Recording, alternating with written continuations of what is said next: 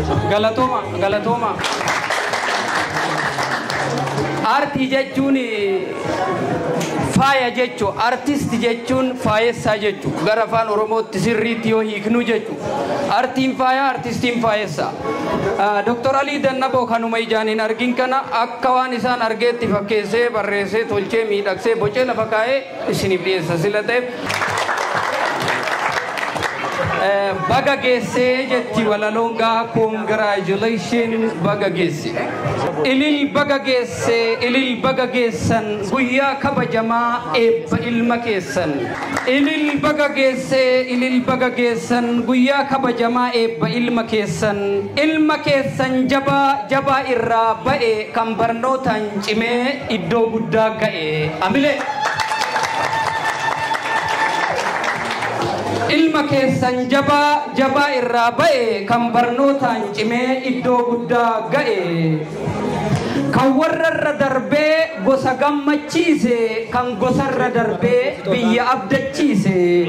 Kan lalisee late akka marga lalii congratulations jennaan Dr. Ali. Baga nuuf baratte obboleessa keenya barnoonni qarooma barnoonni jireenya baga koola baafte kan ittiin barartu baga ija banatte tan ittiin agartu. Baga koola baafte tan ittiin barartu baga ija banatte tan ittiin agartu. Baguma baratte baguma hubatte baga hin dhokatin baguma mullatte.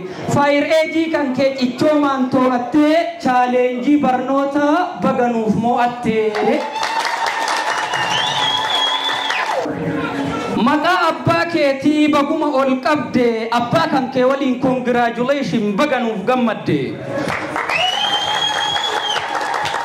Maqaa haadhateetii baguma ol qabde haadhatantee waliin congratulations baga nuuf gammadde.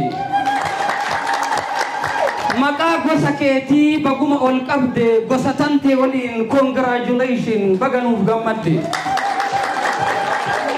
Maqaa biyya teetii baguma ol qabde biyya tantee waliin Oromiyaa waliin Itoophiyaa waliin congratulations baga nuuf gammadde.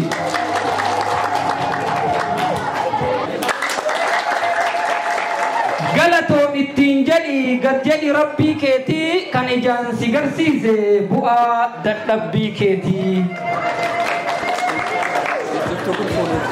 Abbaa jaba jechuun kan ilma barsiise. Abbaa jaba jechuun kan ilma barsiise. Abbaa jaba jechuun kan ilma barsiise isa daandii sirrii ilma ofii qabsiise.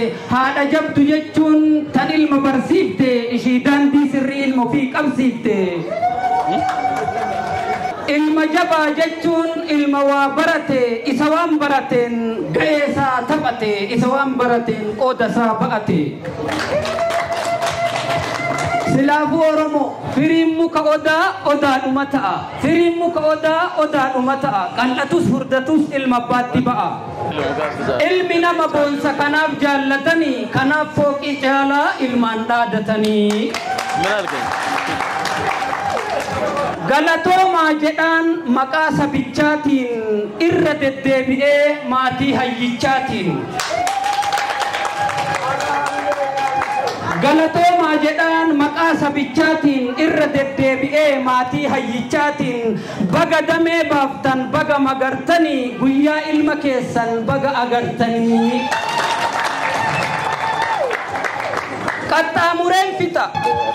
Qaxxaamureen fixa bu'aa ba'iin labu Dr. Alii keenya dhaamsi ansiif qabu. Beekii bulii bulfadhu seenaa isaanii dubbadhu rabbii guddaa gaditti achi irraa asitti kan utubee si qabee si waliin kufee cabee baay'isee siif dadhabee guyyanaan si dhaqqabe kan aarsaa siif kafalee maatii keeti jajjaboon maatii galateeffadhu Dr. Alii Dannaboo. Kan aarsaa siif kaffale maatii keeti jajjaboon maatii galateeffadhu Dr. Ali Dannaboo.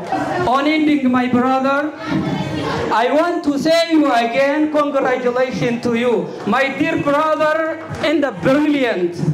You must know this, nothing can replace a mother's love in a father's love. your past challenges. They was being your pillar. In your future, they will be your mirror.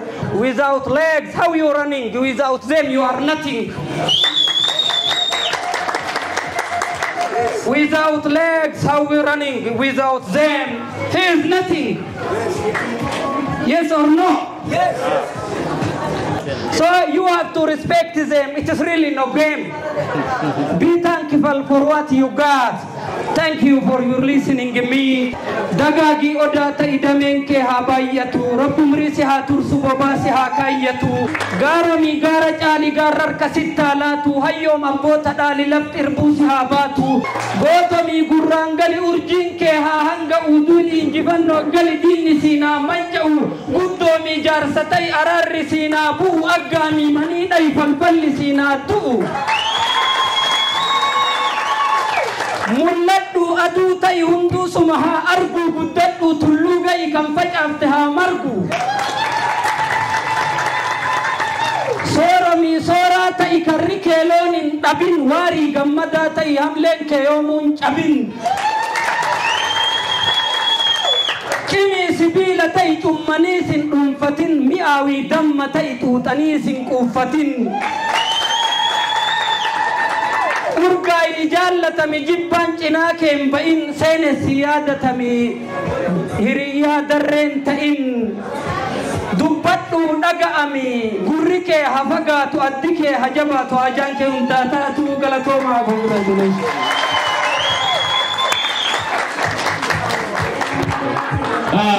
Jalanku Sulai